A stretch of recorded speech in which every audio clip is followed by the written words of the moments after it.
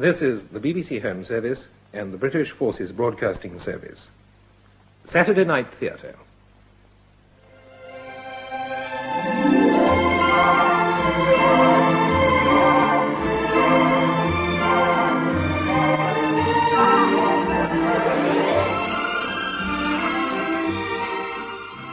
We present Jane Wenham as Lynn Harker, Frank Duncan as Jason Flowerdew, John Pullen as Tom Swain, and Marjorie Westbury as Lady Mathry in Deal with Murder, a play for radio by Peter Cornish.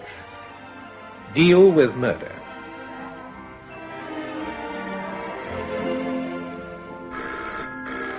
Oh, damn. Oh, I'd better switch this off.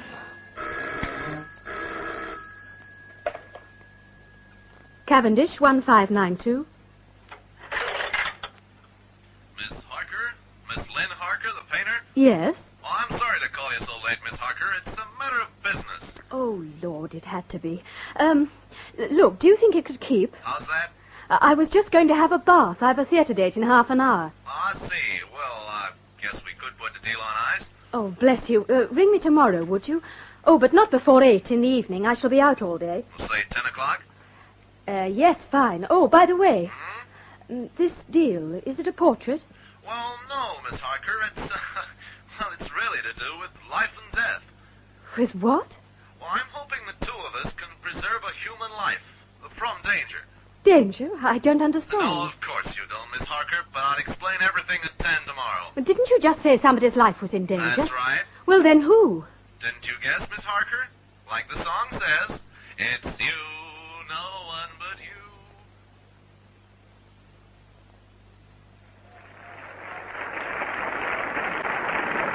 Well, darling, what did you think of it? Lynn? Oh. Sorry, Tom. What did you say? Act 1. Did you like it? Oh, very good. You know, I'd prefer the truth if you don't mind. Truth?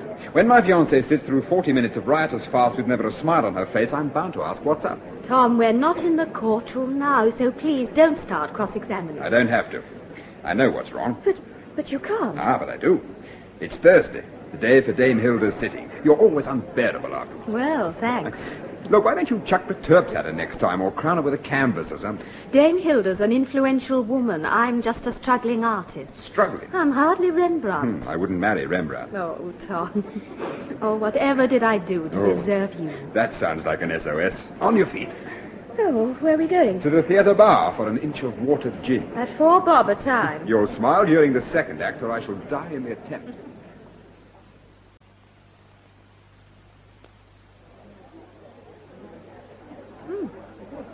Drink's quite good. Still, you should save your money. How long does it take to save £5,000? That's rather a cryptic remark for learned counsel to me. No, not really. I had a chat with Peter Grimston at the Assizes today. Who? He's the senior partner of Grimston and Lucy, top legal firm. And he offered to take me in. Oh, Tom. Be nice, eh? But it takes 5,000 quid for premium. Oh, darling. Not to worry. Tough, we barristers. Still, I'd do a lot for that cash at the moment. I thought you were getting better briefs. That case you're defending in Reading. Oh, not bad. Oh, by the way, the Assizes finish tomorrow, so we can spend the weekend together. Okay with you? Fine. What are you staring at? That man by the bar. Which? Tall, with the permed blonde hair, rather too handsome. There, he's turning round to look at us again. Blow me, he's a friend of mine. He lives in the flat above mine. Oh, really? Yes, we were at school together. But, love, he looks so queer. I know, but he's not. He's an actor. The hair's natural, and he's pretty good. Then tonight, is he, what do they call it, resting? Oh, even the big names rest from time to time. Oh, and what is his name? It's Flowerdew. Jason Flowerdew. Oh, no. Oh, how awful, the poor man. Lynn, will you shut up? He's coming over. My dear, I'm simply ablaze with curiosity. What in the world made you pick such a catastrophe? I take it you're referring to the show, Jason. What else? Of course, one knows that farce should be played like tragedy, but the effect is intended to be altogether different. Now, look, Jason... Oh, yes, Bobbit, I know. You think I came here to prattle, whereas, in fact, I came with the most serious intention of presenting myself, Miss Harker. Of course I know who you are, and I'm simply longing to ask if I may bring my little stool and join your queue. My you. It occurred to me that one day there may be a disgusting progeny who will deny that their grandsire was ever beautiful or talented, unless, of course, there's a really gorgeous portrait by you to prove the fact. Yes, but you see... Now, I do assure you, Miss Harker, I am quite unparalleled in the matter of sitting still. To say nothing of the help I could be in the arrangement of lights, costume, and, of course, my dashing profile. Now, what do you say? I'm sorry, it's quite impossible. Oh, but Miss Harker, why? Because, Mr. Flowerdew, I don't have a canvas in my studio big enough to fit your swollen head. Jason, do come and talk to Gordon Hoop. He's wittering about his musical. Oh, why, Tom. Oh, hello, Lila. Oh, everybody does look cross. Miss Harker, may I present my friend, Miss James? Lila, this is Miss Harker. How do you do? Miss Harker's an artist. So I gathered, in the other end of the bar. My dear, you have a remarkably clear voice. It would be an asset to the profession. Thank you. Now, let me guess, Miss James, what would your profession be? She's loosely known as an actress. Loosely? Oh, darling, what were you saying about Gordon Hoop? Well, he's found out about the you-know-what. Oh, honestly, my dear, Lila means that madly secretive orgy we've planned for tonight. Somehow the word is out. We shall be stuffed with third-rate little monsters like Gordon. You must invite Miss Harker, Jason. Well, of course, Oh, no, not the bell. Not back-to-back agony. Now, come along, Jason. Gordon's waving his limp little paw. Oh, revolting little man. Look, sweeties, if you would care to come, it'll be any time after 10, my place. Now, do try. Oh, God, sweetie, lovely to see you. All right, then. Let's have the answer. Oh, I'm sorry, Tom. That kind of man... I said the answer. It wasn't Jason that made you this way tonight, any more than Dame Hilda. I want to know what's really wrong. Then damn well what. Oh, for goodness sake, Lynn, we're going to be married one day. Haven't you ever learned to cry on my shoulder? Oh, that's the second bell. There isn't Well, time. we'll cut the show. Oh, no, Tom. Well, you do want to tell me, don't you? Well, Then I know an Italian restaurant which has gorgeous food. Now, come on, let's go.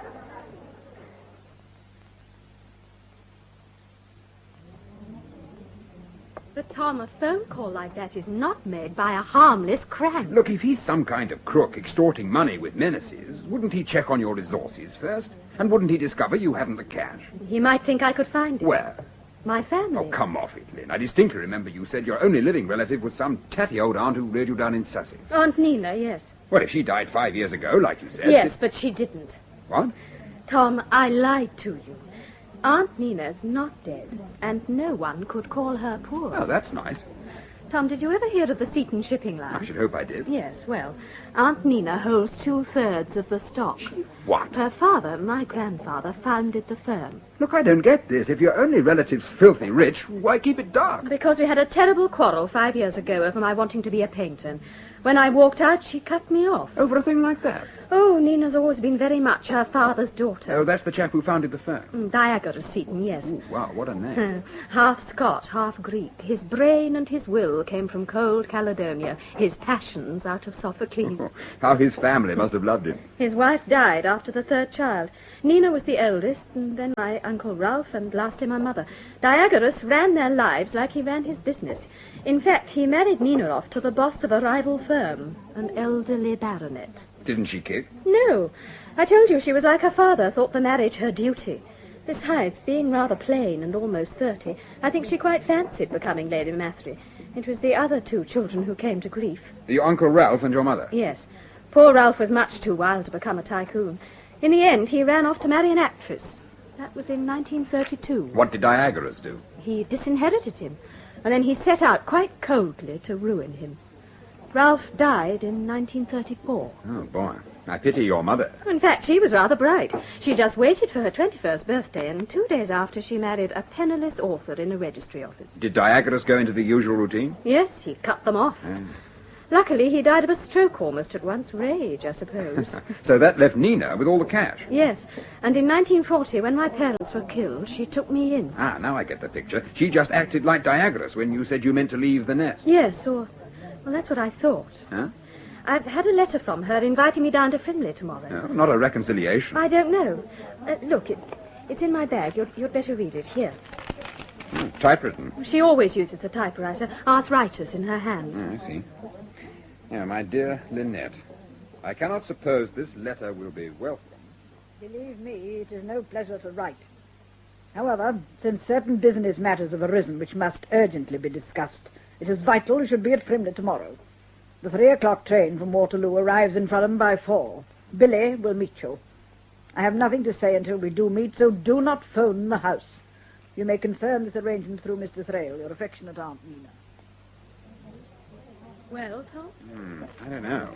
Who's Billy, for a start? The chauffeur handyman, been with Aunt Nina since he was a stable boy. Yeah. And Thrale? The family solicitor. Well, when you confirmed with him, did he tell you anything? No, he was carefully vague. Urgent business matters could mean anything. Lynn, there's only one way to find out, and that's to go.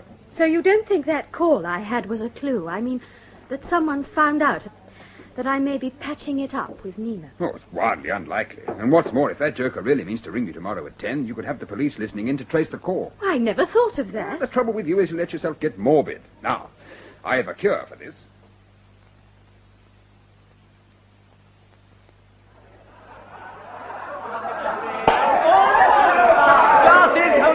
Everyone, sparkling lemonade, that scintillating yellow Lucius. Jason, can it be Lila needs you? She's jumping up and down. Oh, my dear, I'll think she does. Gordon, take the bottle, darling. Passport to popularity. Excuse me. Oh, sorry, Poppy. Don't get up, sweetie. I'll get over you. I love you, Lila, but is it important? We need one of gin, one of whiskey, and a vermouth for the cup, and I dare not leave the bar. Right. Talk to Gordon while I get it. Oh, no.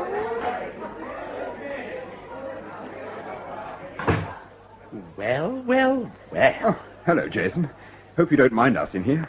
Not if you don't mind me getting under the bed. What? For the emergency supply, Oh. we invited about 18 and it's good 50 outside. Oh, boo. Yes.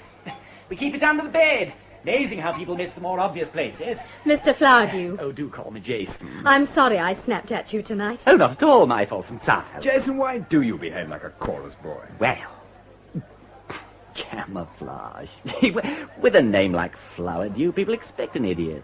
Haven't you noticed when folk meet someone they take to be a fool, they always relax and become themselves? Awfully handy for me to know what they're really like. So tonight I showed you my frightful temper. Yes. And a bit more than that. Oh, what? I think you were scared. You know, I think you rather scare me. Really? Oh, well, I suppose we are rather a terrifying profession. Much too observant, vain, ruthless. We lie superbly. There's hardly a move we make without we've planned the effect.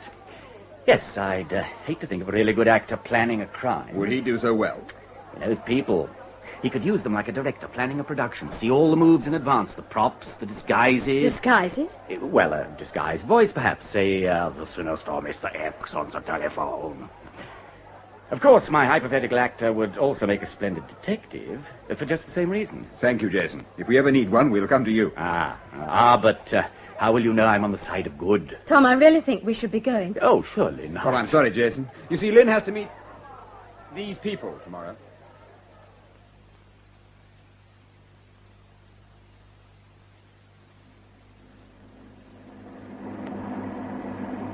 Well, Billy, how do I look?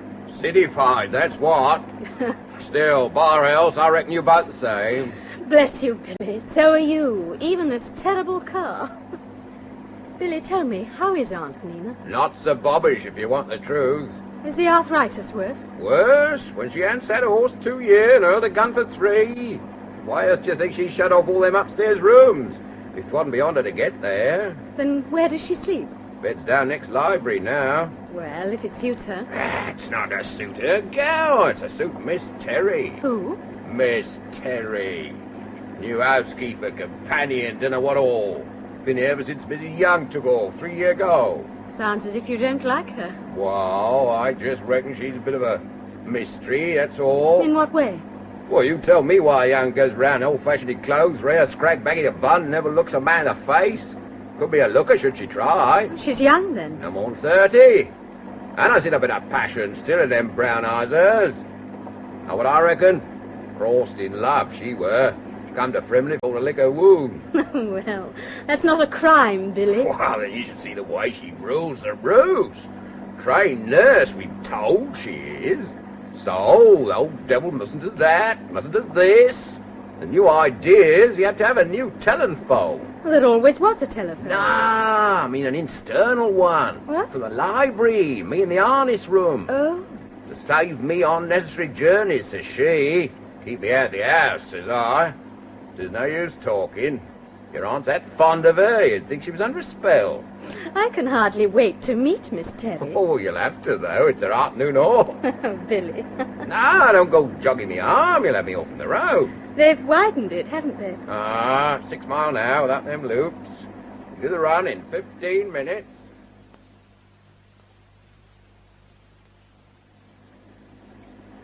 It's unbelievable. Frimley. And it's just the same. I reckon that's kept the grounds amazing well. Help's hard to find. And who's that working over there by the lake on the tractor? That's Bob Hazelring, new home farm tenant. But the tenant shouldn't work in the park. Bob has to. The old girl made it condition of the lease. He do so many hours a week heavy work here. Oh, that's hard. Bob hates the very sight of her, he do. Oh, Billy, look, the house. Oh, the sun reflected in all its windows. Like a welcome. You think I'll find one, Billy? Here you are, then. Home again. Billy? Mr. Frail on the steps. Coming for to take you in. Best hurry, not keep him waiting. Yes. I'll see you again, Billy. 6:15 sharp. I'm to drive you to Front Ham. Catch the 6:5.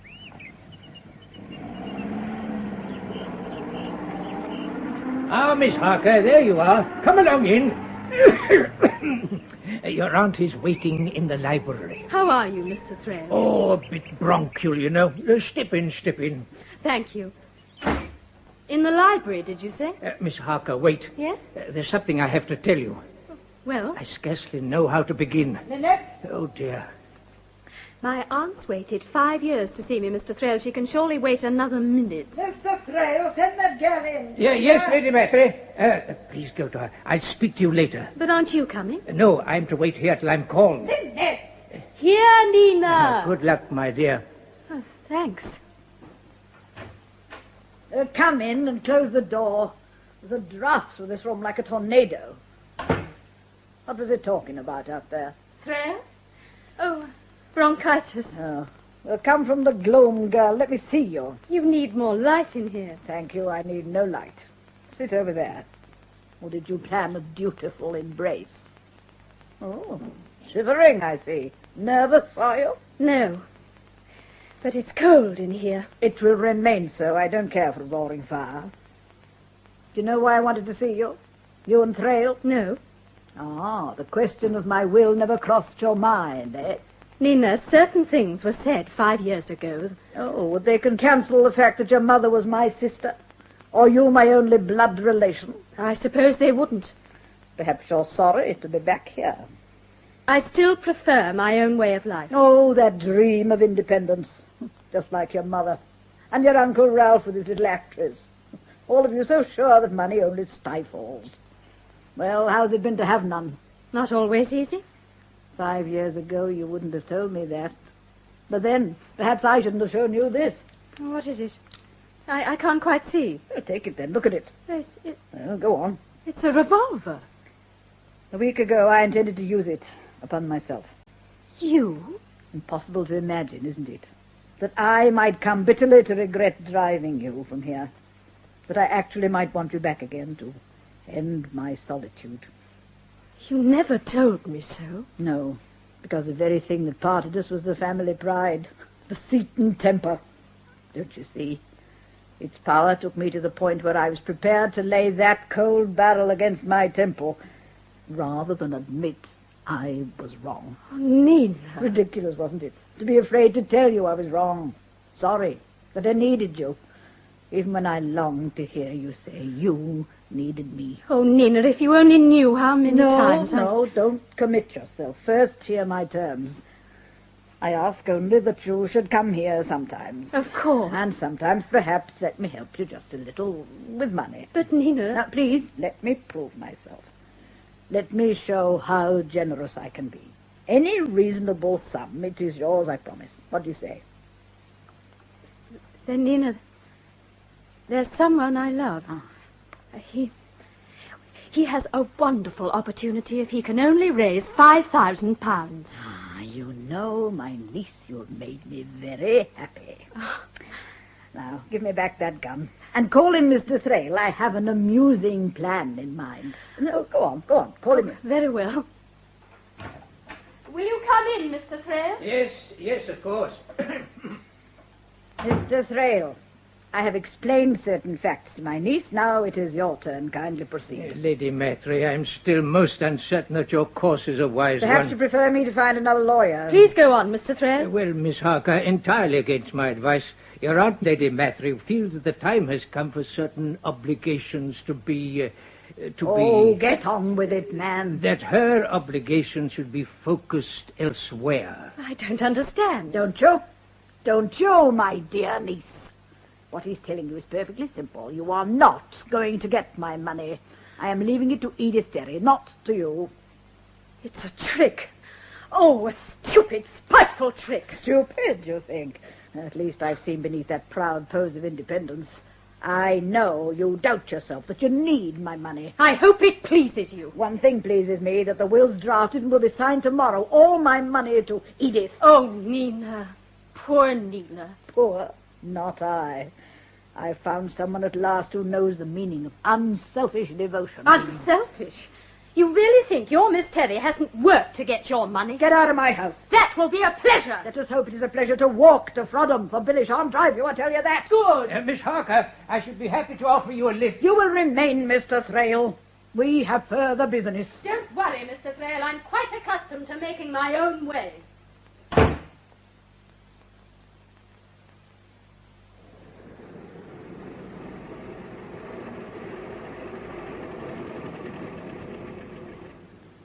Hey! You want a lift? Are you going to Frodham? Sure. Climb aboard. Oh, thanks. That's that. Well, you didn't figure to run the 6 miles, did you? Why, I'd hoped for a lift. I have to catch a train. What time's it leave? 5:05. Well, it's a 4:45 right now. With the new road and all, we should make it.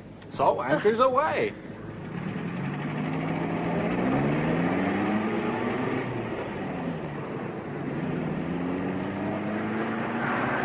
Look out! That bend! You damn jerk! Did you see that guy? You might have run us down. You pulled out without signal. No. Oh, well, maybe. I guess I'm a little high tonight. Last night in England kind of celebration. I'd be okay stateside, but here they drive the wrong way around, you know. I'm sure. That'd be just my crummy luck to crash my last day. This is a hire car. Taking it back to town before I leave.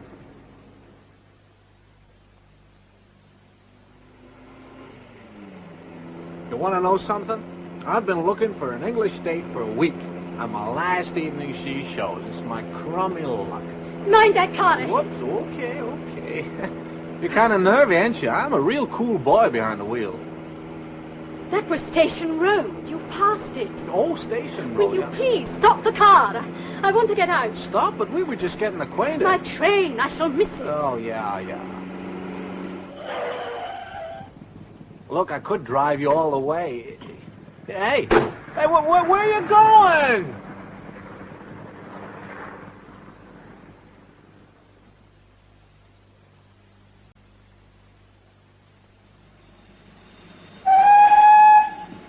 Oh, Dan. Oh, wait, please. In here, be sharp. Oh, thanks. Oh, I thought I'd lost it. So you're running. So open door. They'll never start if the door open. Shut that door! There. You all right? Yes, I think so. Ah, then we can say mission accomplished, eh? There, we're off. Non-stop for Waterloo. Yes. Oh, here. I say, I never thought. What? Well, you don't mind, do you? I mean, us being alone like this. 2 strangers in the same compartment.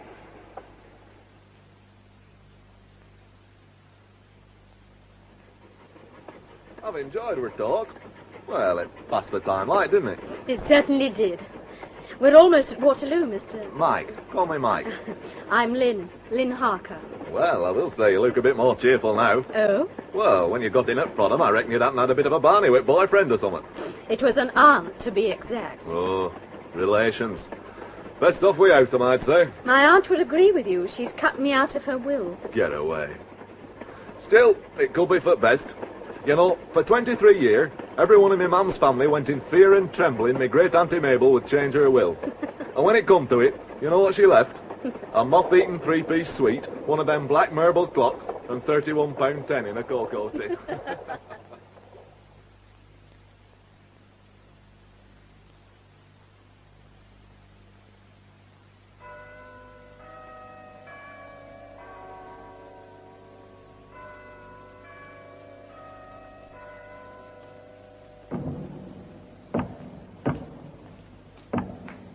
Good evening, George. Good evening, miss.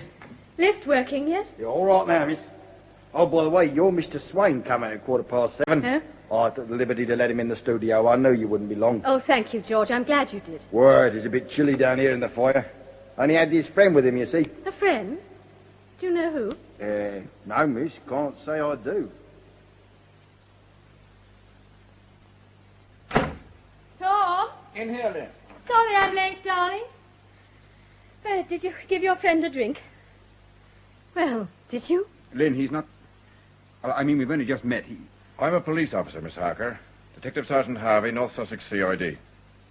What do you want? I'm afraid I have bad news for you, miss.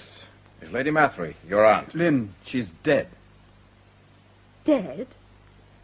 Nina, but I was with her. We understood so, miss. It was very sudden. You mean a stroke, like her father? No, miss. At 5:15 this afternoon, your aunt, Lady Mathry, was murdered.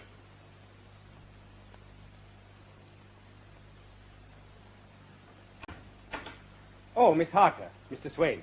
I'm Inspector Davis. How do you do? Now, Miss Harker, you know everyone but Miss Terry, I understand? Yes, she was out when I was here this afternoon. How do you do, Miss Harker? How do you do? Oh, and this gentleman here is Mr. Hazelrig, the home farm tenant. Pleased to meet you, miss. Good. Then shall we sit down? I've brought you together to make it easier to reconstruct the tragic event of this afternoon.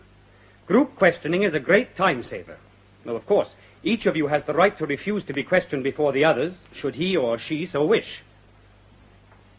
No one? Good. Then the facts are these. Lady Mathry was shot through the back of the head as she sat here by the fire at precisely 5:15 this afternoon. You'll see the reason for my precision as we continue. We've good reason to suppose that the assailant escaped through one of those French doors, which were found open immediately after the crime. Well, how he entered the house, we have no idea. But afterwards, amongst the trees and in this mist, he'd have good cover. I shall want to ask each one of you what your movements were up to and immediately after the killing. Not because anyone is necessarily suspect, but simply to clear the ground. I hope that's understood. Yes. Now, Mr. Thrale, when we spoke informally, I believe you told me you arrived at Frimley Hall somewhere before 4 o'clock. I think about 20 to 4, Inspector. Dead on, sir. I was waiting for you to come so that I could leave to meet Miss Lynette. Well, why should you wait for Mr. Thrale to arrive? Well, sir, couldn't leave her ladyship on her own. So, as Mr. Thrale arrived at 20 to 4, you left to meet Miss Harker. That I did, sir. Now, the run to Frodham's about a quarter of an hour. If you met Miss Harker at 4, you must have been back here by, say, 4:20? No, I was, sir. Mr. Thrale, that means you were here alone with Lady Mathry for 40 minutes. Yes, until Miss Harker arrived. And during that time, what business was discussed? Lady Mathry told me she wished to change her will. In what respect? Her desire was to revoke the previous will entirely and bequeath all she had to Miss Terry. Oh, Miss Terry, were you aware of this? no. I'm astonished to hear it. Was it news to you, Mr. Thrale? Not altogether. I think I sensed an important decision when Lady Mathry rang me 2 days ago to fix the appointment. In what way? There was a certain mystery. Miss Harker was to come, but she was to confirm the appointment with me, not at the house. Indeed, I was not to ring the house either, and I was to give Miss Harker no information. You were in the dark, then, till this afternoon? Yes. We had begun merely by discussing certain matters of investment. Then, without warning, she produced a typewritten sheet on which she had made a complete redraft of her will. She ordered me to have it drawn up as soon as possible, as she wished it to be witnessed tomorrow. What was her reason for this change of heart? That Miss Terry had proved loyal and deserving, whereas Miss Harker had not. And what did you think of this? I disapproved most strongly. Oh, I had nothing against Miss Terry, but the action, when it concerned so very large a sum of money, seemed to be quite irresponsible. However, there was no time to argue, as just then Billy arrived back. What happened then? Lady Mathry stated she wished to interview her niece alone, so I waited in the hall. For how long? Possibly 10 minutes. And then? Then I was called in, and Lady Mathry told me to repeat the terms of the will to her niece, which understandably made her very angry. I attempted to ameliorate the situation, but without success. I believe you said earlier that Miss Harker was ordered from the house and denied even a car to take her to Frodham. Yes, Lady Mathry also detained me so that I, too, could not assist Miss Harker. What was the time she left? I think roughly 20 to 5. Oh, yes, it must have been, because I arrived at Frodham in time to catch the 5:5 to Waterloo. We'll return to that later. Now, Mr. Thrale, when did you leave Lady Mathry? About 5 to 5. Are you positive of the time? All I know is that I was back in my office by 5:15 to keep an appointment. Well, I knows Mr. Thrale left at 5 to 5, because I seen his tail lamps going off down a drive, and I looks out me harness room window. Ah, it was then, I think you said, Billy, that Lady Mathry rang you on the internal telephone. Ah, she rang me that very minute to say Miss Lynette had already left, and I wouldn't be needed. So then I asked her, does she want me to sit with her, same as always, till Miss Terry get back at 6? But she refused. That she did. Said she on no can't be disturbed. So we know she was alive just before 5 o'clock. Now, I want you to tell me again exactly what happened during the next 20 minutes.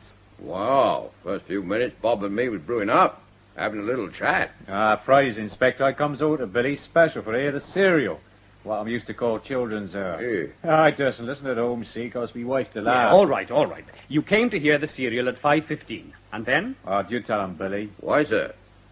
I'm just turning on the wireless about a minute before 4:15 when the telephone rings. Well, Bob weren't none too pleased, I'll tell you. Oh, why she had to pick this time? Blowed if I know. Yes, milady? Billy, Yes, milady? get your rifle, Billy. My... Get what? Get your rifle and come over at once. Hurry, man. There's someone outside. Quickly, Billy. Ah! So you actually heard the shot? I did, sir. Bob and all. And we legs it all to the house. But we was too late. Did you ring the police at once? Bob done that, sir. I goes to get out the killer through them Frenchy doors. Well, what hope had you of seeing anyone in the dark and with a thickening mist? Well, I knows the ground, don't I? Yes, but there are 3 ways at least he could have gone. Down the drive, back round the house, or up the track to the home farm. Aye, sir. But then when I thinks, I reckon he'd make for main road. Especially if he come by car. So you went that way? I did, sir. But there weren't nothing to see. Well, at least we know where you, Mr. Hazelrig, and Mr. Thrale were at 5:15. So, Miss Terry, let's turn to you. Yes. At 5:15, where were you? In the Pantheon Cinema at Frodham. You'd left the hall at 2 o'clock, I believe. Yes. I caught a bus outside the gate. So you'd be in Frodham by about 2:20. I suppose so. I was in good time for the film at 2:30. I thought the cinema opened at 1. It does. But the second feature's often bad, so I usually go into the main film first, and then if I don't like the second feature, I can come out early. But in this case, you saw the whole program. Yes. Now, the program today ran 3 hours, so you must have left the Pantheon at, say, 5:30. Well, I easily caught the 5:45 bus back. And found us here when you returned at 6:05. Well, I expect it won't be hard to check with the bus conductors both ways. But I wonder if you were seen in the cinema. Well, I imagine so. It's not a big place, and being afternoon, it wasn't crowded. That leaves us with you then, Miss Harker, doesn't it? First, from the time of your arrival here at 4:20, is there anything you'd like to add that we haven't heard? I'd like to say one thing. Yes? When Mr. Thrale said I was angry, it wasn't about losing the money. I was angry because of the trick my aunt had played. Trick? She had pretended she wanted a reconciliation. When I admitted I'd be glad of one, she told me the truth about the will. That seems unusually vindictive. I think her illness had made her so. No doubt. Now, Miss Harker, will you tell me in your own words what you did from the moment you left here up to the moment you arrived in your flat at Regent's Park? It was 5:20 when I left. By the front door or that French door? The front. I went down the drive. I suppose in the dark you'd not notice anyone. Oh, apart from that, I was too angry. In fact, I'd got to the gates before I remembered that I hadn't said goodbye to Billy. But you didn't turn back. Well, I nearly did, and then I glanced at my watch and saw that if I hurried, I'd a chance to catch the 5:05 back to Waterloo. Just 1 hour earlier than had been intended. Yes. Weren't you rather optimistic in hoping to make the 6 miles to Frodham in 20 minutes? Well, there was a lot of traffic on the road. I got a lift almost at once from an American. Can you identify this American? Not by name. Well, then can you describe him? He was about 26, blonde, square-faced, and he was rather drunk. Yet you accepted a lift from him? It didn't show till we moved off. He drove badly? Well, the first thing he did was just miss a big blue and white van that was overtaking. In fact, the whole journey was pretty awful. Do you remember what sort of car he had? Yes, I'm good at cars. It was a Pontiac, pale green. I remember he said it was hired. He was driving it back to town because Well? Because it was his last day in England. I see. So even if this man was sober enough to recall the precise time he gave you a lift, he may well be out of the country by now. All right, Miss Harker. Tell me about the rest of the journey. Well, he dropped me at the bottom of Station Road in Frodham. I ran into the station and found the Waterloo train just about to leave. Would a ticket collector or porter remember you? He might do, but with the rush hour, the station was pretty crowded. Quite. Now, when did you arrive at Waterloo? 6:05. It was dead on time. Miss Harker, do you remember my sergeant phoned me from your flat? I do. He told me you'd returned a moment or so after 7:30. That's right. Now, your flat's in Regent's Park. From Waterloo on the tube to Regent's Park is only a matter of minutes, but you, it seems, took an hour and a half. I was talking to a friend. I see. Where was this? In the bar on Waterloo Station. Perhaps I might have the friend's name and address? I'm afraid you can't. Why not? He was just a man I'd met on the train. I knew nothing about him except his name was Mike. Yet you sat in this bar with him for over an hour. Oh, look, I know it sounds silly, but somehow we got talking on the train. And just before we arrived, I started to tell him about my row with Aunt Nina.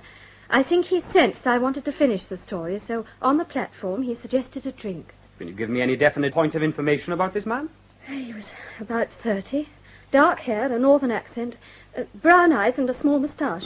He was wearing a gabardine mackintosh and he had a suitcase. At what point on the line did he get into your compartment? He was already there at Frodham. He'd held the door open for me to delay the train. Was anyone else in the compartment? No, the train was almost empty. Did this Mike tell you where he was going? Well, he may have set up north. I'm not sure. And there's nothing else about him you can tell me after a total of 2 hours' conversation? I'm sorry, no. I see. Well, thank you, Miss Harker. Is that all? For the moment. In fact, everyone's free to go. We'll notify time of inquest. Thank you, Inspector. I shall be in my room, should you want me. Lynn, how do you feel? I'm all right. Oh, give me, Mr. Swain. Miss Harker, I forgot to ask. Are you returning to town tonight? No, not tonight. In fact, I may have to stay on here for several days. Oh, family matters, yes, of course. We can reach you here at the hall, then? No, not at the house. I couldn't. We'll be putting up locally, Inspector. Well, if you want a good hotel, sir, I could recommend the Raven at Frodham. I'd already decided that would be a good place. Thanks, Inspector.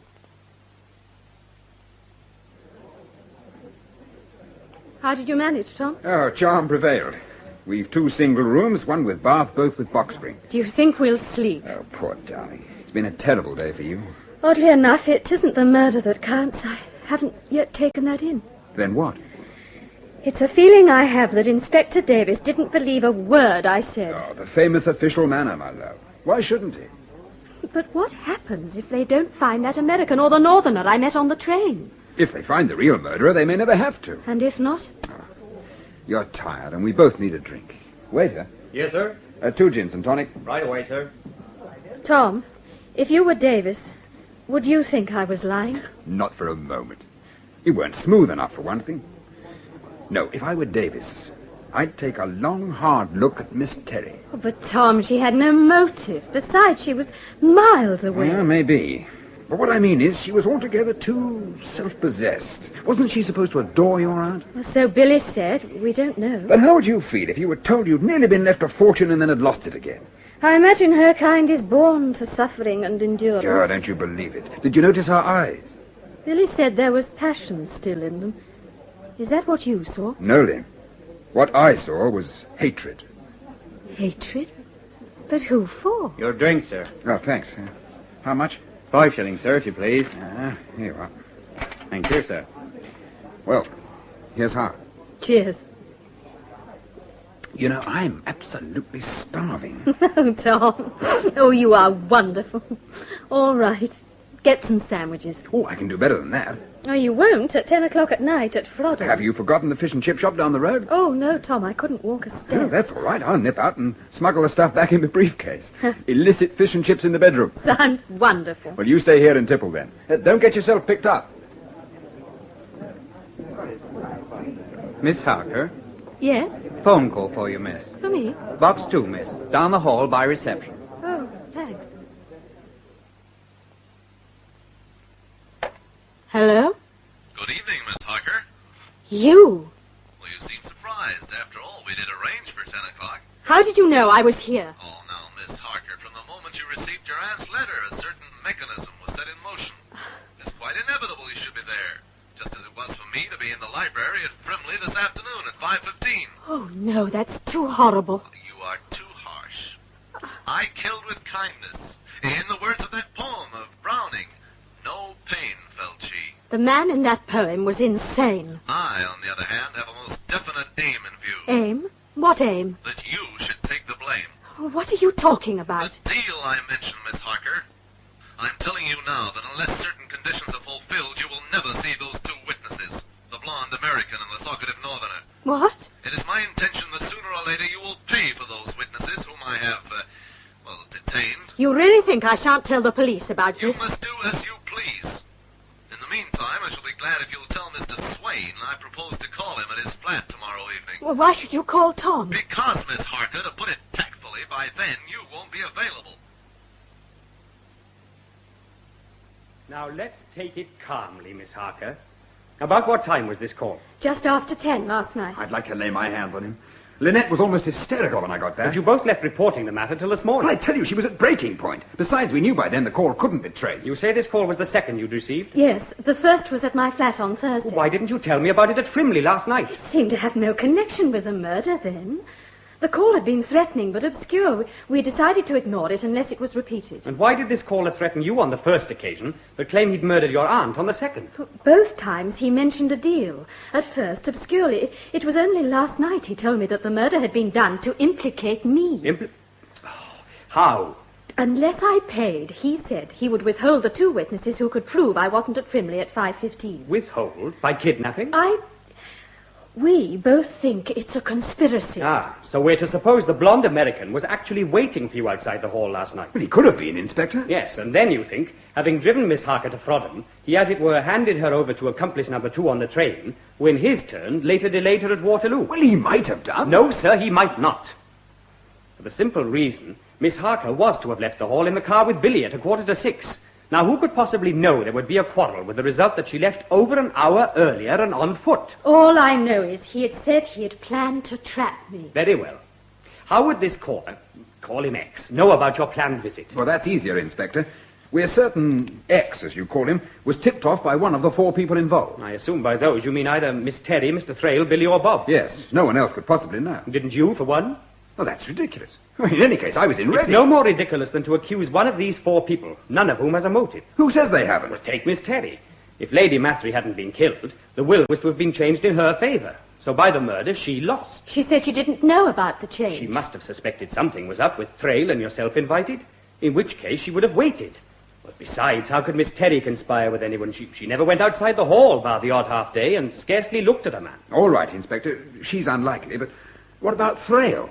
He knew Lynn was coming. Again, no motive. Well, he might have been embezzling the old woman's money. It's happened with lawyers before. Then the moment she died, he'd be exposed when the will was probated. And I assure you, he's no spender. He's a quiet, modestly living bachelor who's lived in the district for years. There's still Bob Hazelrig. Billy told me he hated my aunt. A man who listens to children's hour. Besides, he was with Billy when the shot was fired. Or do you suspect Billy as well? Oh, no, it couldn't be Billy. He adored Nina. So, we've exhausted the 4 suspects. But by no means the questions. Well, apparently Mr. X wants money. But why should he think you can pay him? The will won't be settled for 6 months. Perhaps it was done for spite, not money. Then why mention a deal? Or do you imagine 3 people work together for no payment? The informant, the American, and the Northerner. Well, we'll know soon enough. Mr. X is phoning me tonight. Surely that will convince you. A voice on the end of a line would convince me of nothing, sir. A voice cannot produce a missing witness. If only I knew why you wouldn't believe me. I'll tell you. I think we've agreed that neither Miss Terry, Mr. Thrale, Billy, nor Bob has a motive. It's also certain none of them could have done the murder. Mr. Thrale was in his office at 5:15. Miss Terry was in her cinema. We checked the cinema cashier and the buses both ways. Billy's story tallies with Bob's in every detail. But your story, Miss Harker, is another matter. Well, of course. Not merely because of the missing witnesses, but because no one on the station remembers you running for the 5-5, not even the guard. Nor does anyone recall you in the bar at Waterloo. I told you last night it was crowded. Then let's come to hard facts. Early this morning, we found the revolver that killed your aunt. It was hidden in undergrowth about 50 yards from that French window. 2 shots had been fired from it, and ballistics confirmed that one of them unquestionably killed Lady Mathry. On the weapon was only 1 set of fingerprints. Yours. That's utterly fantastic. Do you deny having seen this revolver before? It's my aunt's. Yesterday, when we were alone together, she handed it to me for a moment. One more fact you didn't mention. I never connected the two weapons. Why aren't her fingerprints on it, too?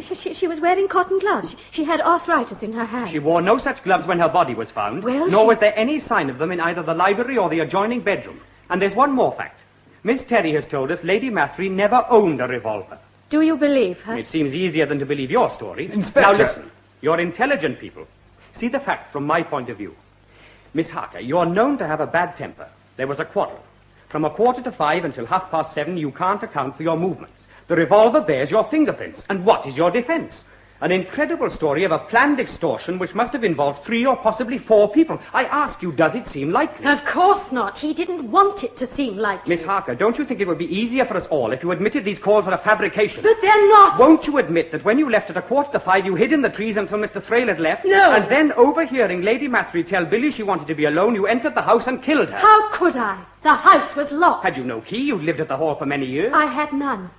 Even if I had, how would I get back to Frodham after the murder? As you said, you got a lift, but at about 5:20, and you banked on the driver not remembering the exact time. No. You arrived at Frodham around 20 to 6, caught the 6:05 back to Waterloo, arrived there at 7:05, and were consequently home in your flat by 7:30. But I didn't. I swear to you it's not true. Why won't you believe me? But, my dear old Tom, murder? They can't. It's a prima facie case. She was charged and brought before the magistrate this afternoon. Oh, it's a nightmare, Jason. Oh, but, Tom, they're sure to find the truth soon. Why, Lila? The really important evidence Davis discounts. He practically said Mr. X is a gimmick Lynn devised to get her out of a tight spot. She's been splendidly framed, I will say. Means, motive, and opportunity for Lynn, who didn't do it, and apparently no means, motive, or opportunity for anyone else. No wonder Mr. X is so sure of himself. Jason, it's because of that I've asked you down here. You remember X said he'd ring me tonight? Well, 20 minutes ago he did, and I've recorded the call. Now, Jason, it's a long shot, but you're an actor. I'm asking you to listen and tell me if you can deduce anything from the voice. Lovely, you don't mean you took all that stuff I handed you about an actor making a superb detective series? No, I don't say that, but an actor has a different angle. You might just spot something. Well, let's hear it then. Right. Here goes. Mrs. Swain? Speaking. I won't waste your time.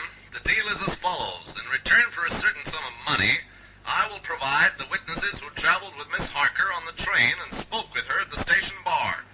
How much? Well, my terms in cash are £50,000. Are you out of your mind? I'm aware you think Miss Harker can raise such a sum. But if you see Mr. Thrale on Monday and explain everything, I guarantee he'll indicate a way. And what sort of guarantee do we get that this witness will appear? There's only one guarantee, Mr. Swain. That unless you do as I say, he will not. Hello? Or do you propose to send your future wife to the gallows? I may tell you that at the moment she doesn't believe you hold a witness. Oh, well, then ask her if she remembers the 3-piece suite and the black marble clock. The what? She'll know. I'll ring again on Monday evening to instruct you how the money is to be handed Yes, over. they did. Good night. Well, Jason. Well, Tom, we've both spotted a sweet smell of grease paint. It's an act, of course. Mr. X is no American. Now, I noticed he said ring for call myself. Besides which, the accent wobbles from a curious deep south to an even curiouser Chicago. But, you know, I'm not concerned with the accent, but the effect he wants to produce. Meaning? It's a sort of magician's act, where to think he's all-powerful, yet quite invisible. He's not doing badly. Davis doesn't even believe X exists. But then Davis isn't rooting for Lynn, as we are. Even so, he's behaved in a very unpolicemanlike way. How? You remember you suggested that X could only have found out about Lynn's visit from Miss Terry, Thrale, Billy, or Bob? Yeah. All right. What did Davis say? He said it was impossible. None of them had a motive. You see? He'd forgotten that in crime, as in a conjuring trick, you don't first ask why. You ask how. How, for example, since it wasn't a break-in, did the murderer enter Frimley Hall? Answer, with a key. Now, who could give him a key but one of the 4? Well, clever old Sherlock. But the real pointer to inside information is when X is so sure Thrale will cooperate in raising the cash. So Thrale might have informed X, given him the key, and let him do the murder. I'll admit he could be the informant, could even have provided a key, or possibly left the front door on the latch when he left, but X is not the murderer. Oh, really, Jason? Listen, there are only 2 reasons for using a faked voice. To evade future recognition, or because Lynn has already heard his real voice. Well? Well, deep under that bogus accent, I detect North Country vowels, and I remember Mike. But you can't think Mike and X are one and the same. I don't know. But if Mike equals X, He couldn't be the murderer because at 5:15 he was speeding towards Waterloo. Oh, but you can't assume that's because of a voice, Jason. Exactly. We'd have to have some definite proof Mike's not a completely innocent witness. If Mike's completely innocent, why is X so sure he'll do what he says? And don't tell me Mike's been kidnapped. Why not? Because, poor fool, an innocent Mike must have been going somewhere and would by now be missed. Besides, X couldn't kidnap Mike unless he too was on the train. No, as soon as you analyze Mike's actions, it's obvious his purpose was to isolate Lynn. Why else did he open the compartment door for her? Why else did he delay her in the bar at Waterloo? And think how little he said of himself in an hour and a half's conversation. All right. Assume Mike's an accomplice and possibly X himself. If he's not the murderer, and if it wasn't any of the four obvious suspects, who was it? I know. The American in the Pontiac. My dear, I dismissed him ages back. He's got absolutely nothing to do with any of this. Well, prove it. Look, he dropped Lynn at Frodham 2 minutes after 5, right? Right. He then had to turn his car, make the 6 miles back to the hall, park his car, proceed through the grounds on foot, and reach the library in just 13 minutes. Simply couldn't be done. But he could still have been an accomplice. No, Davis spotted the flaw in that. No one could possibly know Lynn would quarrel with her aunt and leave on foot. I've just thought of something. If no one could know when Lynn would leave Frimley Hall, how could Mike know which train Lynn would catch? Oh, that's easy. He was early at the station, hung about till he saw her, and then nipped to the train just ahead. Wrong again.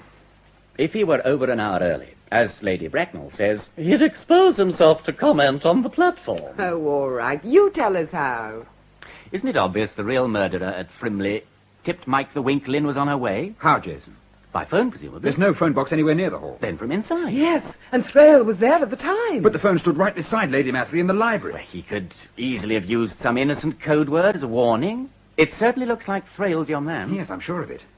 Miss Teddy would have lost by the murder. Bob could never have organized it, and Billy's the last one on earth to have tried. Thrale, then, assisted by 2 outsiders. Yes.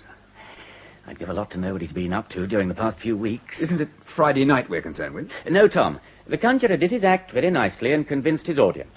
But a conjurer has to prepare his act and clear up afterwards. Before or after, that's where we'd nail him. Would you be interested to try, Jason? What? We found out more in half an hour with you than in 2 days with Davis. But the big rule in detective fiction is don't cross the police. If I go around questioning people, Davis will clap me an eye. But a little discreet investigation into the background of those concerned, surely that would do no harm. Well, you know, it's intriguing. A detection where none of the direct participants would be questioned. You'll do it, then? Provided you go straight to Thrale tomorrow and tell him with tears in your eyes how you intend to cooperate with X up to the hilt. And while I'm lulling him into a sense of security... I shall be lurking in the background asking subtle questions. Beginning, I think, with Billy, who, from what I hear, seems to be a man of strong opinions. But, Jason, why on earth in the middle of Frimley Woods? The morning's fine, the walrus said. Do you admire the view? Well, if you mean the view of the hall through these binoculars, then no. I suppose you'd approach the front door and announce to Miss Terry you'd come to investigate a murder. I certainly wouldn't expect Billy to appear out of a bush in Frimley Woods. Does it occur to you that at any minute Billy will have his lunch? Oh, I see now. You think he'll come up this track through the woods? By golly, yes. So what is it? Here he comes now. Hmm? Now, it all depends on whether he makes off down the drive or turns up here towards us. Oh, yes, you're right. Yes, he's coming towards us. And the dog. Dog? He's got an Alsatian with him.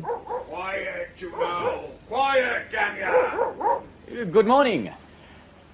That's a fine dog. She don't like trespassers, nor yet getting reporters. If I was you, I'd make back for Main Road. Yeah, but we're not reporters. Yeah? Billy. How'd you know my name, eh? Billy, we're friends of Miss Harker's. If that's it, why's you lurking about up here, eh? There's something we have to discuss with you in private about the murder. Yes. You mean away from Miss Terry? Yes. So you reckon it was her, do you? Like me and Bob? Well, we're not quite certain. Oh, of course she did it. What she did was going to pitch her house by the front and slip out the side. Bob read where a woman done that in a thriller. It's in every thriller, I believe. Only thing is, how'd she get out here and back again? Too dangerous to beg a lift. She can't drive. You're sure? Well, why she been catching buses, Elsie? 3 years past, she can. Besides, where'd she get a car from? She'd been out in Frodham. Yes. Then why do you suspect her? Because the inspector said whoever 'twas had a key. Yes, but it's possible an outsider could have got one. Now, just you wait. They reckons the killer got in just after Mr. Thrale left, didn't he? Between 5 to 5 and 5:15. Well, now, I'll swear during that time, Juno here never barked, so it was from what she knew. Where's the dog kept, Billy? Outside the back door on a chain. Used to run wild, but then she got a bit savage, see? Could you be sure she'd hear someone creeping up to the house from the front? Oh, remarkable fine ears, that has. And if she don't know someone's step, she barks. That's why I told that Davis 'twas Miss Harker. See, Juno didn't know her. Ah, very good point, Billy. Unless possibly someone entered the house earlier that afternoon. How could they? Right in the front driver cleaning the car till Mr. Frail come. Can you be sure Miss Terry didn't leave a door or a window open somewhere on the far side? Oh, I can. See, when she left at 5 to 2 for the bus, I remember her stopping me to ask I should fix a nail on the cellar door where she'd scratched her hand. Yes, but that doesn't... Now, let me finish. Last Friday was my old woman's day for cleaning at the hall. And it was her went round the place, locking up. And that didn't leave till 1:30. I see. So you're certain no one might have slipped in when you didn't notice? I was right there, slap before the house, I tell you.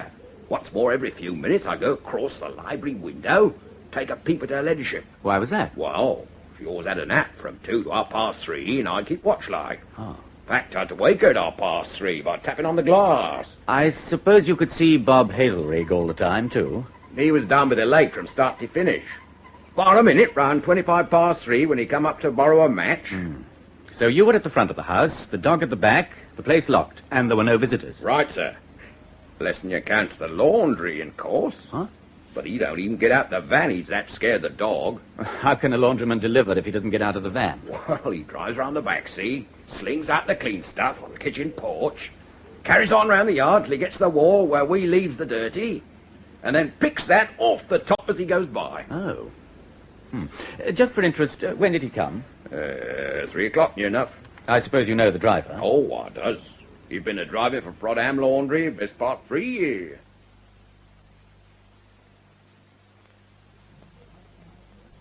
So there it is, Tom. Even more of a tangle.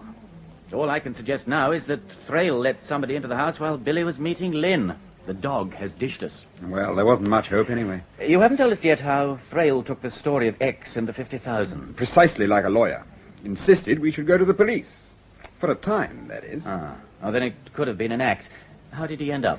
After a lot of humming and hawing, he conceded it was an emergency. Nice of him. It seems that Diagoras Seaton invested the sum of £20,000 back in 1918 as a kind of emergency fund for any member of the family in need, to be drawn upon at the discretion of the trustees.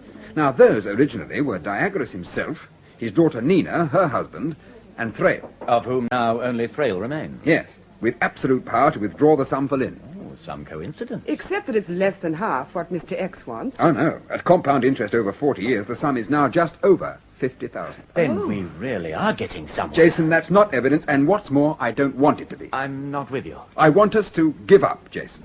Well, do you remember, X told me to mention a marble clock and a 3-piece suite? Well, that did it. Lynn says that something Mike said to her on the train... So it's even more likely that X is Mike. That you fix it with the police and nab him when the handover is made. No, Jason. I'm going back to town tonight, and I'm going to agree to whatever X says, and I'm going to tell no one what that is. I promised Lynn, and that's what I'm going to do. There's no other way, and it's no use arguing.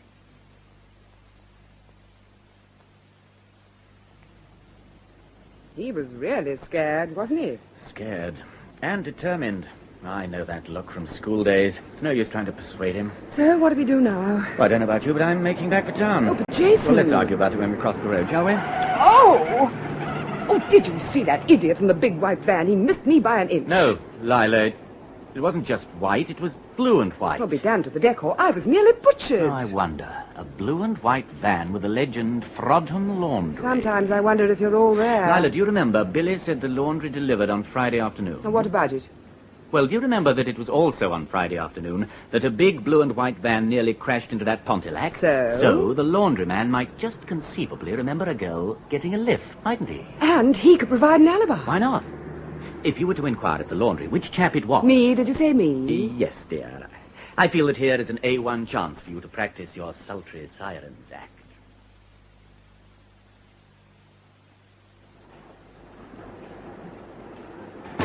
My secretary says you wish to see me, Miss Jane. So very kind of you to spare the time, Mr... Frisbee, Mr. Frisbee. Oh, you were the manager? I am, yes. Oh, you see, it's such a big laundry that I didn't expect anyone so so young or so... Oh, well, we're pretty progressive, you know. Yes, pretty progressive. I'm sure you have a hand in quite a lot of things, eh? Oh, well... For example, the colour scheme of those delightful vans of yours. Van? Yes, it's because one of them that I'm here, Mr. Frisbee. Oh, not a collision, I hope. Oh, no.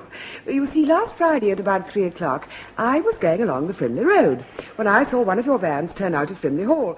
And as it did, this sort of fell from the back. Fell? What is it? Well, I don't know. Naturally, I wouldn't dream of opening laundry property. Oh, but it's not.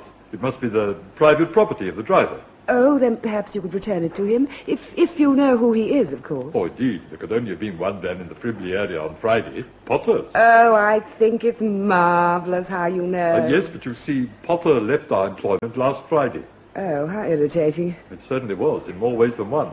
Oh, but you wouldn't be interested in that. Oh, but, Mr. Frisbee, you've no idea how interested I'd be. Oh, well, you see, he let me down. Oh, dear. Oh, he gave notice in the usual way.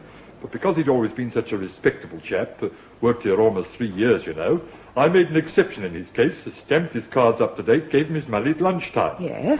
He told me he'd a train to catch right after work. And then when I went into the transport section at 5, I found his van returned. Left half an hour early. Well, Mike Potter needn't apply for references to me. Mike Potter? Is anything the matter, Miss James? No, I mean, what a pity we've no way of tracing him.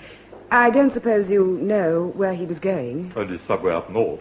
But of course he had lodgings here. And no doubt his landlady has a forwarding address. Mr. Frisbee, I don't suppose you could find her address for me? Yes, I think I have it here in the file. It's tempting, Lila. It's terribly tempting. So you agree that Mike, alias Mr. X, could also be this laundryman? Well, the facts fit. Say Mike was waiting on the lay-by for Lynn to emerge, as he thought, in a car. Yes. And then saw her on foot, getting a lift from the American. He then overtook the Pontiac, hurtled onto his depot, and dashed for the station. So there was no need for any phone call from Trail? I'm beginning to wonder if Trail had any connection with this. In fact, I have the beginning of a superb idea. The way the murderer got into Frimley Hall. Well, come on, then. You remember, Billy said the van went round the back of the house but didn't stop. Yes. Well, what if, during the split second the van was out of sight, a passenger had jumped from the back? A passenger who not only knew the dog, but who also had a key. A passenger whom we now know couldn't have been Thrale, Billy, or Bob. But Miss Terry, driven there from Frodham. Yes, Jason, it fits. Let's try it for time. Miss Terry entered the cinema at 2:30. Say she left at 2:45 and met the van in Frodham. She could be at the hall by 3 and inside the place before Thrale arrived. Then she hears Lady Mathery announce, when Thrale has gone, that she wishes to be alone, and nips in to kill her. Dashes out of the French door, chucks away the revolver, and... Oh. What's up? Well, how did she get back to Frodham in time to catch the 5:45 bus? She had, say, 25 minutes plus. How about if she'd hidden a push bike among the trees? In the dark, she'd not be recognized on the road. Well, I suppose she could have done, though I can't really see her on one. Or for that matter, it seems awfully hard to connect that genteel lady's companion with a North Country van man, doesn't it? They've both been in the district 3 years. That's something. And there's still not a vestige of motive. Well, that may come if we can once prove a link between her and Mike. And obviously the place to begin is the chap's digs. Oh, no, he didn't leave no forwarding address, not Mr. Potter. He didn't have to, if you follow. I'm afraid I don't, Mrs. Beasley. I mean, he'll be back, see? Back? When? Well, I couldn't say, I'm sure. But it stands to reason he'll come back for his scooter, doesn't it? Oh, yes, I noticed it in the lane beside the house. Besides, he'd never go off and forget old friends, not Mr. Potter. Ever such a nice lodger he was. Never no nasty drinking or noise. Happy as a standboy, just watching the telly or going to the local rep. He liked the theatre? Oh, crazy for it he was. Collected all them old programmes and theatrical pictures. I used to tell him, you could be an actor yourself, Mr. Potter, with your looks, but he'd just smile. Shy, you know, not even a girlfriend. Perhaps if I leave this parcel with you, Mrs. Beasley, you could return it to him when he comes. Well, of course I will. I'm glad you caught me in. I'm usually down the factory till 6. Goodbye. Oh, yes. Ta-ta, then. Come on. I wonder what he'll think of that parcel if he ever opens it. 3 packets of potato crisps. Well, at least the connection between Potter and Miss Terry is getting clearer. 10 to 1, he wasn't really a vanman at all, but an actor. I always said there was a smell of grease paint about this. Both of them apparently shy and never meeting the other sex. Oh, by the way, what about the motor scooter? Miss Terry could have used it to get back to Frodham with. Mike just unloaded it from his van, you mean? Yeah. It was dark by then. Mrs. Beasley probably at her factory, too. So if Terry wore a snowdrop helmet or those plastic slacks, she'd pass for a man at a distance. But we've still no real evidence to prove the connection. How do we do that? Find out about Miss Terry's early life. Possibly that's where their paths first crossed. Oh, that won't be easy. Well, I imagine Lady Mathry would only have employed someone through a really good agency. So tomorrow we'll start on a whole lot of phoning. Lila! I've done it. I phoned this place in High Holborn, Pamela Agencies Limited, and they know her. Well, after 23 phone calls, I should hope someone did. They weren't very keen to give her back history, but I spun them a tall story about locating her for a legacy. Well, come on, then give. Right. Terry, Edith. Born Watford, 1932. Attended Linwood School, Bushy, 43-48. Trained as a nurse in Bridget's Hospital, Penge, 48-51. First post with a Mrs. Yarrow of Edinburgh, who died in 55. Then employed by the Bellinger Clinic, Sloane Square, until July 59. Left for private reasons. 3 months later, in late September, she took up her post with Lady Mathry. But it sounds singularly unsensational, doesn't it? One thing's a bit odd. Why did she leave the Bellinger Clinic, which is wildly opulent, for Lady Mathry? And why the 3-month gap in between? Are we to ask at the clinic? Sooner or later, we're going to work right through her career. I suggest we start at each end. I'll tackle Linwood School and her background at Watford. You interview the head of the clinic. All right. I believe he's a very handsome doctor who resembles Herbert Lom. Handsome? He was divine. I tell you, Jason, the moment I'm rich, I shall live at the Bellinger Clinic. Never mind that. Did you find out why Terry left? Yes, to nurse a sister up in Northampton. Then it must be true. What? The headmistress of Linwood School told me the same thing. Well, how did she know, for heaven's sake? It seems she was quite a friend of Edith's, ever since she left school 14 years back. I could just imagine Miss Terry writing letters to her teachers. Some people never leave school. It's thanks to those letters I got an admirable sketch of her career, at least up to 3 years ago. What then? Then the letters stopped. That 3 years keeps cropping up, doesn't it? Yes. Anyway, till then our Edith was a paragon of virtue. Popular and clever, the joy and support of her widowed mum, who died in 49, and the inspiration of St. Bridget's, where she trained as a nurse. How did she inspire men? Meaning anyone called Potter. It seems she preferred the ideal of service. However, there is one extremely interesting fact about her. Which is? Her sister. Oh, the one she went off to nurse in Northampton? The same. Violetta. In 1947, the year before Edith took her school cert, Violetta disappeared. Don't tell me. Into white slavery. Worse, onto the stage. She found some disreputable fellow in Godalming, of all places, who signed her for a fit-up tour in a sort of third-rate dancing troupe. From then on, she went from strength to strength, ending up at about 100% proof. So she'd taken to the demon drink. Like others before her in this harsh profession. However, in 1956, she found the Torcliffe Repertory Company and romance. Romance in rep? Well, not quite in rep. In the Variety Theatre opposite. The gentleman in question was known as Marvo, the Man of Mystery. They married. Don't tell me they lived happily ever after. Not quite. By 1959, Violetta was back on the old bottle, and it was then Edith was called in to nurse her. And, my Lila, Edith fell for Violetta's husband. Did the schoolmistress tell you that? No, but I can't see any other reason why he should leave Northampton and take up work as a laundryman in Sussex. You mean? Yes, my love. Violetta's husband, alias Marvo, the Man of Mystery, was christened Michael Potter. Jason! We've actually done it. We've made contact. Yes. And we've quite a case against Miss Terry, given just one really malicious witness to demonstrate they did fall in love during those 3 months. Violetta? If we can trace her. After the desertion, she'd hardly go on living at the same address. Still, there may be neighbours. But we don't know the address. Oh, yes, we do. Edith wrote to her mentor twice from there. At Elm Cottage, Rinham, near Northampton. And tomorrow, my love, that is where we shall be.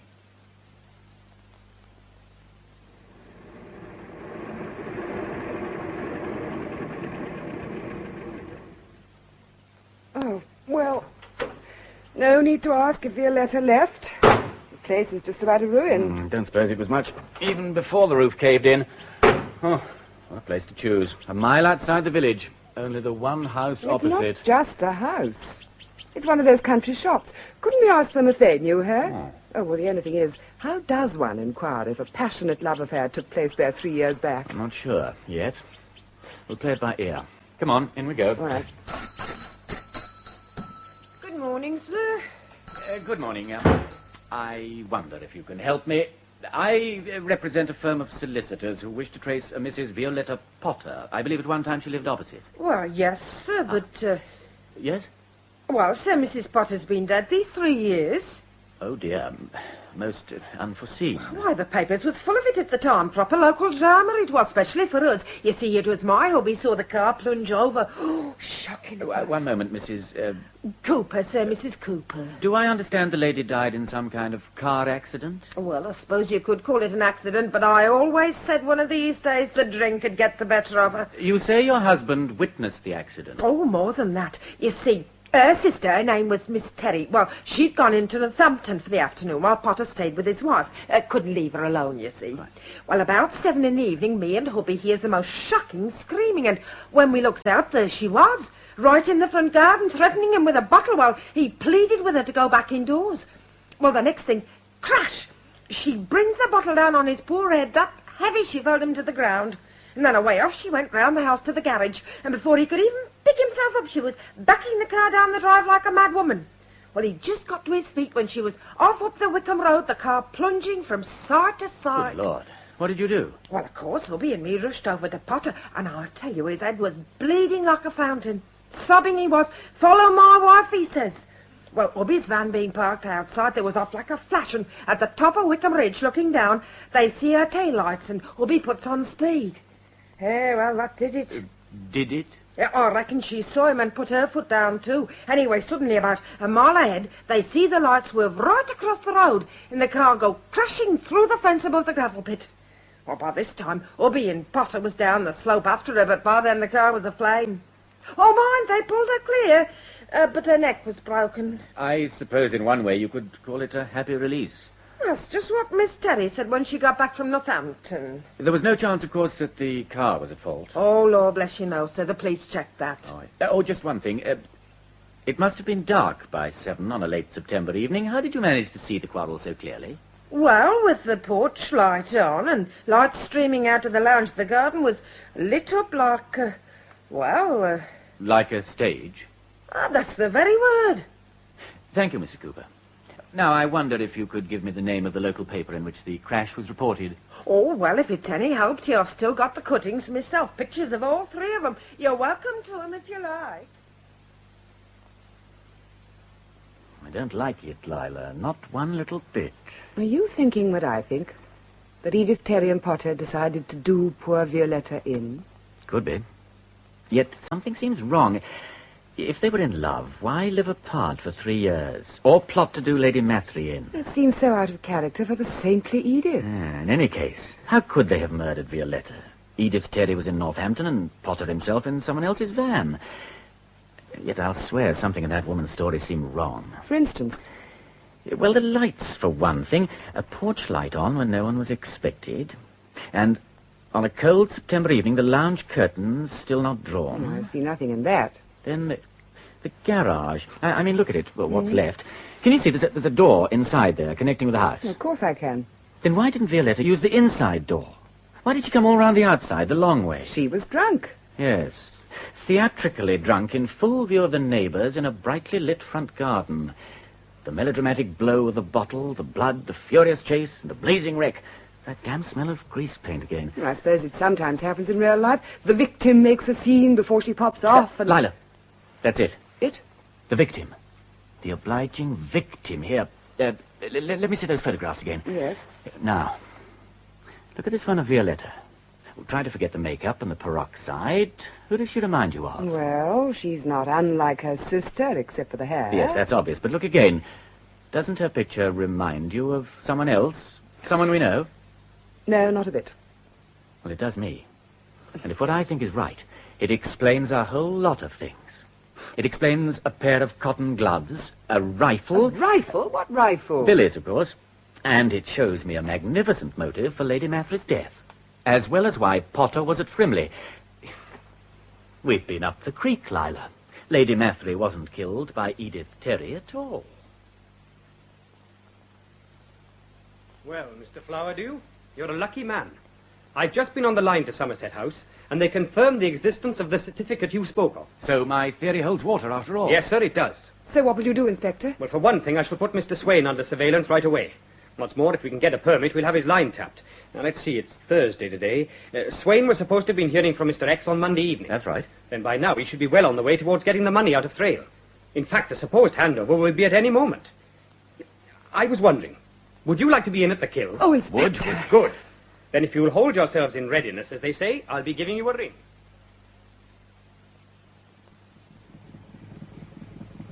Hello, Inspector. Here we are. So you caught your train, all right.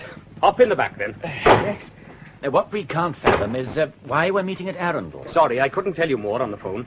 The reason is that the handover is to be at Littlehampton, 3 miles from here. So you know? X rang Mr. Swain with his final instructions this afternoon. There's a 5th of November show at Littlehampton tonight, and that's where we're to meet. Clever idea to choose a time when there'll be crowds and when in the uncertain light and with all the noise no one will really notice. Do you know what time the handover is to be, Inspector? No, sir. Mr. Swain was instructed to mingle with the crowd, keeping the package under his arm. Someone will come behind him and take it, but he won't know when or who. If he raises any kind of alarm, the deal is off. Just a moment. How can you carry 50,000 in a package? Well, it seems Mr. Swain was instructed to convert the money into jewellery. After we started tailing him, we found he twice visited a well-known firm in Hatton Garden. They told us he'd require them to supply a number of stones to the value of 50,000. He called for the box this morning. But, Inspector, if there are these crowds and the light's uncertain, how will your men follow Tom? Ah. Well, there, we've used a bit of science. Sid, to be exact. Sid? Switch on, Harvey. There. That's Sid. Sounds like a Sputnik. Well, in a way, it is. Sid is short for Sonic Informatory Device. A very simple transmitting signal. Sorry, I'm no wiser. Now, wait a bit. Once we'd explained to the Hatton Garden firm what was up, they collaborated with us in placing Sid in the lining of the jewel box. It's a tiny transistorized complex, rather like a jam pot cover. From now on, wherever that box goes, it's sending out a short-wave signal, which is being picked up by my patrol cars. So the sound is coming from under Tom's arm at this very moment? Exactly, miss. Of course, Mr. Swain can't hear it. Only we can do that. But the moment the box moves, we shall be able to tell. You mean the signal will change its pitch or something? Yes. So we shall be able to tell whether the box is going north, south, east, or west. And also, by the volume, we can estimate the distance. But it won't be a lot of use in a crowd, though, will it? Sooner or later, miss, the person who is collecting will come out of the crowd. And it's 100 to 1 he'll leave Littlehampton. I have a car stationed on each exit route. The moment he passes whichever car it is, we shall follow. It's getting louder. Now, that's because we're just outside the town. At this moment, Mr. Swain is waiting on the green, where the bonfire will be. It seems eerie, somehow. Switch off, Harvey. Now, I must ask you not to leave the car when we come to a halt. We're making for a side turning opposite the green, where we shall wait until the signal announces movement. But what if we see Tom after the handover? Well, it's rather unlikely, but if we do, we shall take him in. He may provide just the information we need.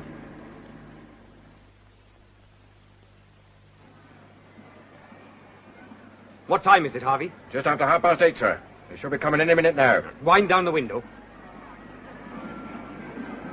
Yes, I can hear the band. Harvey, you better check positions. Sir.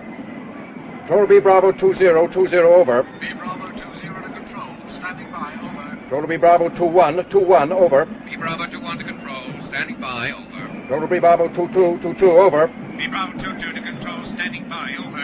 Control B Bravo 23 over. B Bravo 23 to control. Standing by, over. All cars in position, sir. Switch on the signal, then. Now we have to wait.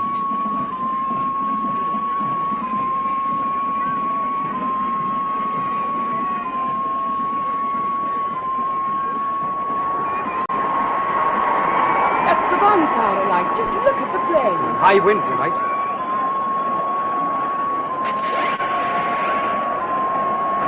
I say, I rather carefully, Roger. Inspector, signal change, sir. Which way? Eastwards, going towards Rustington. 121. Control B Bravo 21. Suspect moving eastwards. Stand by to report maximum signal. B Bravo 21 to control. Roger and out. Right, Harvey. Turn into the main road and make your way slowly along the front towards Rustington. Sir.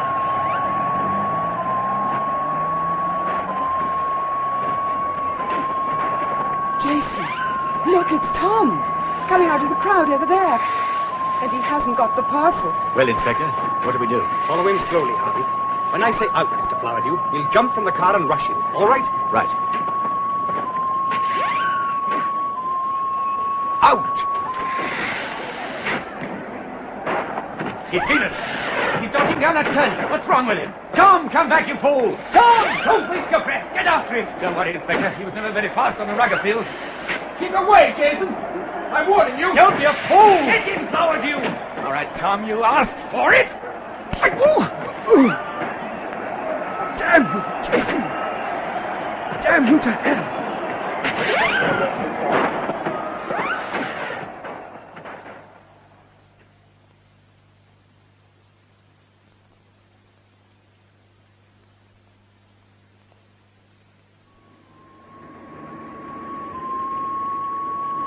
Where are we, Harvey? 880, sir. North of the Worthing Road. He's making for the Downs. B Bravo 22 to control. Suspect passing checkpoint 312. Riding blue scooter, wearing leather jacket, snowdrop helmet. Registration number obscured. All cars to follow. Now, Mr. Swade, let's have a bit of an explanation. I'm sorry, Inspector. I panicked. I didn't want this chap to see you get me. If he thought I'd... Hold on a moment. Listen. My God, he stopped. We've got him.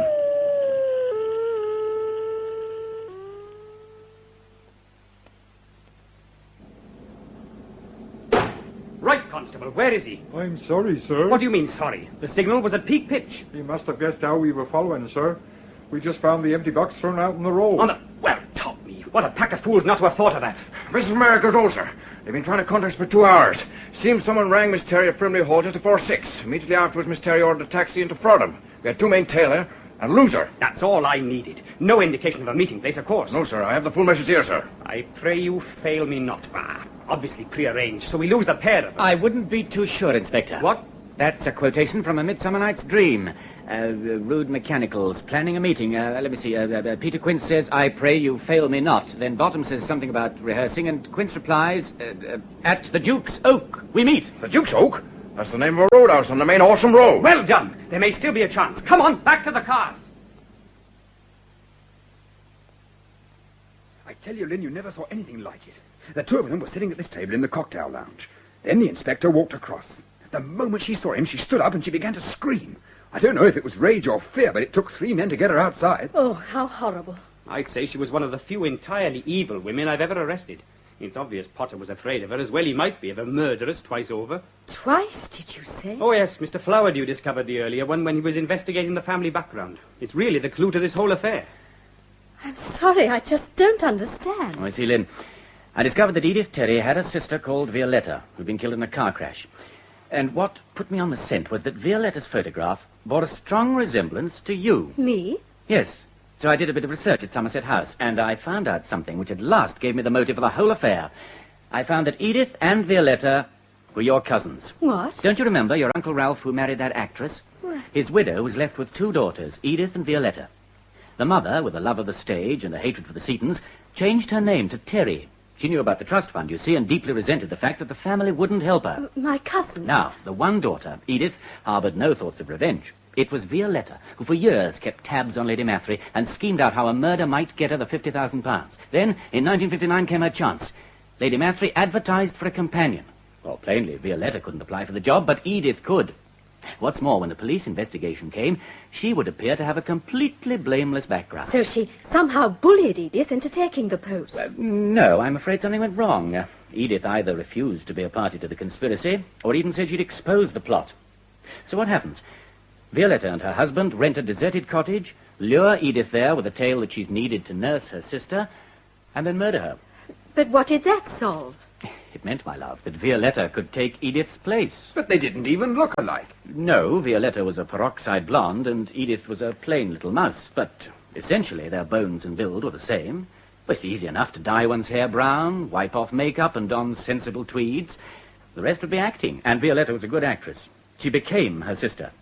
Except, of course, she couldn't write to old friends. But, Jason, how did they manage to make it seem that Violetta had driven off and crashed the car? I think it went like this. On the morning Edith was due to go into Northampton, in fact, she was drugged.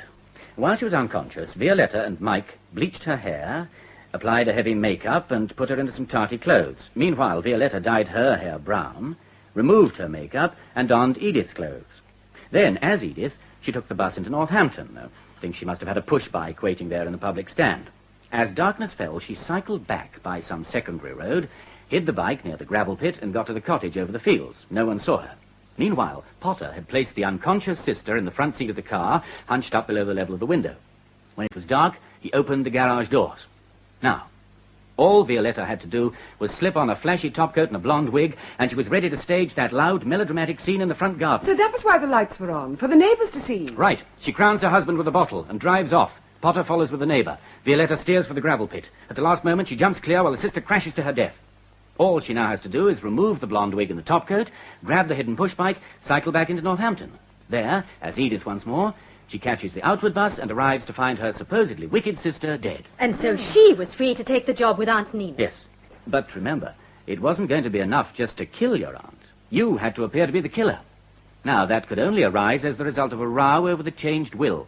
Also, you had to be invited down to Frimley, and Thrale informed of the fact. Yes, but how could Violetta be sure that would happen? She wasn't. Your aunt never wrote that letter, or phoned Thrale. And on that afternoon, you didn't interview your aunt at all. But Violetta, giving the performance of her life. But that's impossible. Don't you remember the room was rather dim, and that somehow you sensed your aunt was different? Add to that the fact that Violetta had 3 years to study your aunt, and that to some extent she had the family features. Wasn't at all impossible. But where was Aunt Nina at that time? In the adjoining bedroom, I imagine. You see, she'd been given some kind of sedative by Violetta just before she left at 2 that afternoon. As she sat in her chair by the window, Billy would merely assume the old woman was napping as usual. But later he saw her wake. Now think. Violetta caught the bus at 2. She entered the cinema at past, left shortly after by a side door, met Potter. They drove back to Frimley together, and she was in the house at 3. She then assumed the makeup and clothes of your aunt. While Billy was chatting to Bob at past 3, she lifted the old woman from her chair and placed her on the bed in the room next door. She then took Lady Mathry's place in the chair and was duly woken 5 minutes later. At 4, she received Thrale. Next, she staged the quarrel.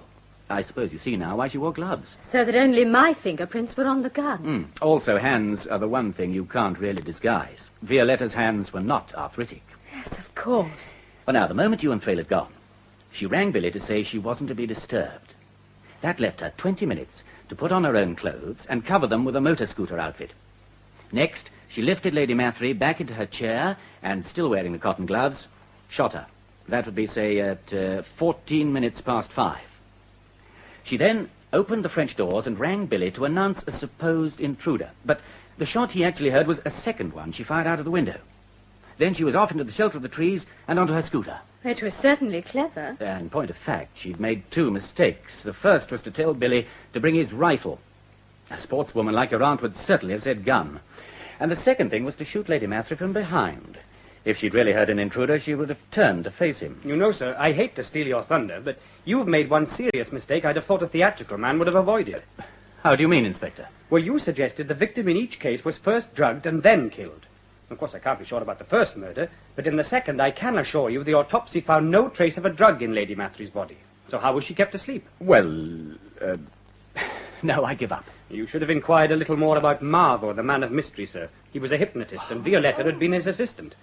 Miss Harker, when that bullet finished your aunt, she was in a hypnotic sleep. So that's why Potter said she felt no pain, and why Billy spoke of her as being under a spell. Oh, honestly, Jason, I've no idea how even to begin to thank you. No?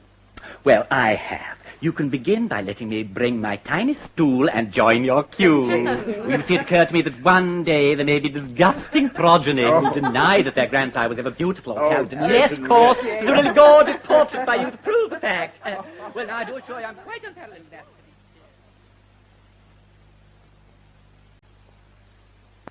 That was Jane Wenham as Lynn Harker, Frank Duncan as Jason Flowerdew, John Pullen as Tom Swain, and Marjorie Westbury as Lady Mathry and Edith Terry in Deal with Murder by Peter Cornish, with Dennis Graham as Inspector Davis, Nicolette Bernard as Lila James, Stephen Thorne as the American telephone caller and the North Country traveller, William Fox as Billy, John Ruddock as Mr. Thrale, Frederick Treves as Detective Sergeant Harvey, Mary Wimbush as Mrs. Cooper, Hamlin Benson as Mr. Frisbee, Eva Stewart as Mrs. Beasley, Geoffrey Matthews as Bob Hazelrig, Gerard Green as George, Andrew Sachs is the American motorist, Peter Bartlett as the waiter at the Raven. The play, which was recorded, was produced by Audrey Cameron.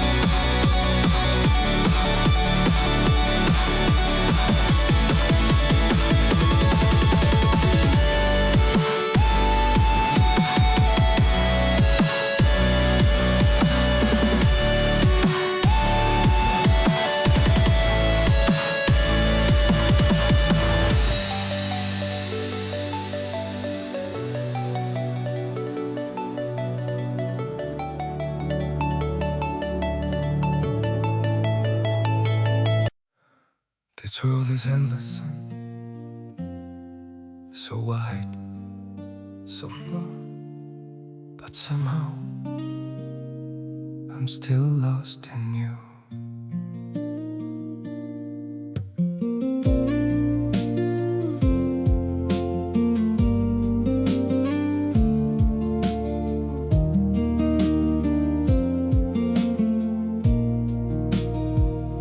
The streets are full of moving shadows, countless places I could go. City shining, people passing, yet I still feel so alone. Every road keeps leading nowhere.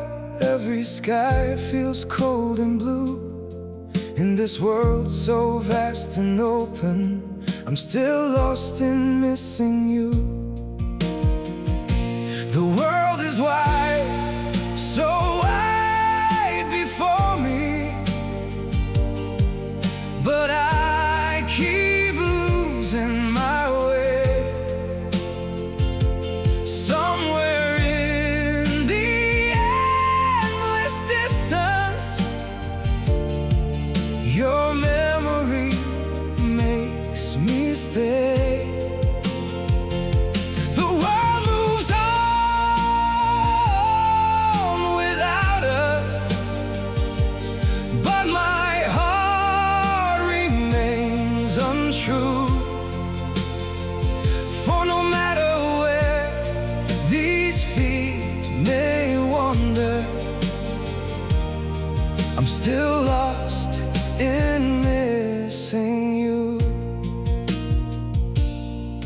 I have tried to outrun silence, tried to leave your ghost behind, but your name still echoes softly through the corners of my mind. The world is wide, so wide before me, but I keep losing my way. Somewhere in the endless distance, your memory makes me stay. The world moves on without us, but my heart remains untrue. For no matter where these feet may wander, I'm still lost in missing you. Maybe someday I'll stop searching for your face in every crowd, but until that day, this broken heart will keep calling your name out. The world is wide, so wide before me, but I keep losing my way. Somewhere in the endless distance, your memory makes me stay. The world moves on without us, but my heart remains untrue. For no matter where these feet may wander, I'm still lost in missing